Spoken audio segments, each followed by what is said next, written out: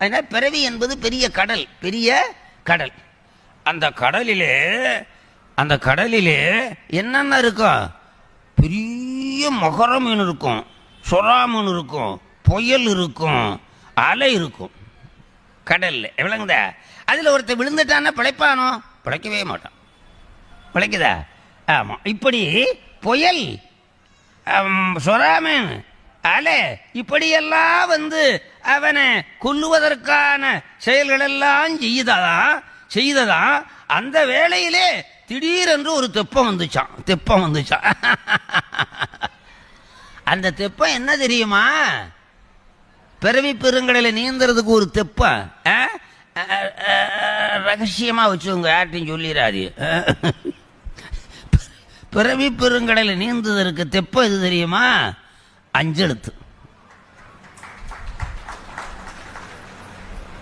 தனியனேன் பெரும்பிறவி பவ்வத்து பவனா கடல், தனியனேன் பெரும்பிறவி பவ்வத்து எவ்வ தடந்தரையாய் எற்றுண்டு பற்றுன்றி கனிய நேர் தோர்வாயார் என்னங்காலார் கலக்குண்டு காமவான் சுரவின் வாய்ப்பட்டு இனி என்னே உய்யுமாறு. நான் சொன்னதெல்லாம் அதில் வருது.